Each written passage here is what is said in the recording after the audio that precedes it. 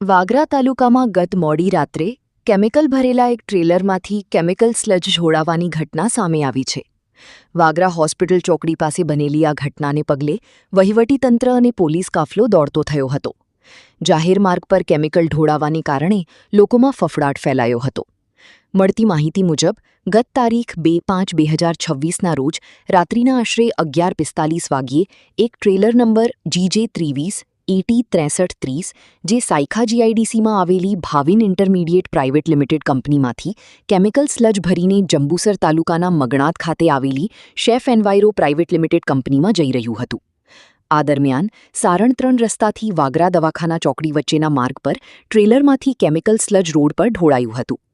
આ ઘટનાની જાણ થતાં જ વાગરા પોલીસ સ્ટેશનનો સ્ટાફ ઘટના સ્થળે પહોંચી ગયો હતો. પોલીસે ત્વરિત કાર્યવાહી હાથ ધરી ટ્રાફિક અને સલામતીના ભાગરૂપે પગલાં લીધા હતા. આ મામલે પોલીસ ચોપડે વિધિવત જાણવાજોગ નોંધ કરવામાં આવી છે.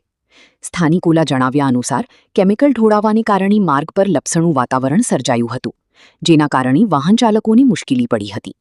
હાલમાં આ કેમિકલ કેટલું જોખમી હતું અને ટ્રેલરમાં પેકિંગમાં ખામી હતી કે કેમ તે દિશામાં તપાસ ચાલી રહી છે. પોલીસે હાલ ટ્રેલરને સાઇડમાં કરાવી આગળની વધુ તપાસ હાથ ધરી છે. ઉલ્લેખનીય છે કે સાયખા GIDC સહિત આસપાસના જાહેર માર્ગો ઉપર કેમિકલના સ્લજ ઢોળાવાની આ કોઈ પહેલીવારની ઘટના નથી.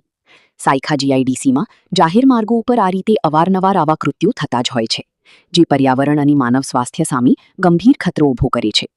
આ પ્રકારના જોખમી પ્રવાહી રોડ પર ઢોળાવાથી પર્યાવરણને લાંબા ગાળાનું નુકસાન થઈ શકે છે.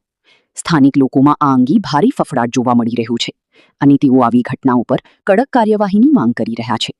વધુમાં આવી અવારનવાર ઘટનાઓ પ્રશાસન અને GIDC વહીવટીતંત્રની બેદરકારી સામે સવાલો ઊભા કરે છે.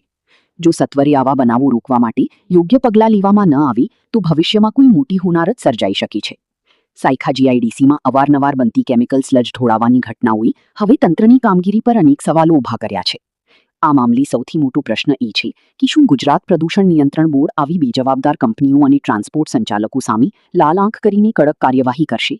જાહેર માર્ગો પર ઝેરી કચરો ઠાલવીને નિર્દોષ લોકોના જીવ જોખમમાં મૂકતા એકમો સામે માત્ર નોટિસ આપીને સંતોષ મનાશે કે પછી તેમના લાયસન્સ રદ કરવા જેવા કડક પગલાં ભરાશે તે જોવું રહ્યું.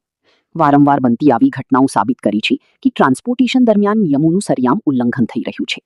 જો GPCB અને વહીવટીતંત્ર દ્વારા તત્કાલ દાખલો બેસાડતી કાર્યવાહી કરવામાં નહીં આવે તો ઉદ્યોગોની આવી બેદરકારી કોઈ મોટી જનહાનિ કે પર્યાવરણીય હોનારતને નોતરું આપશે એ નક્કી છે. આશા ન્યૂઝ ગુજરાતી, સરફરાજ સોલંકી, ભરૂચ.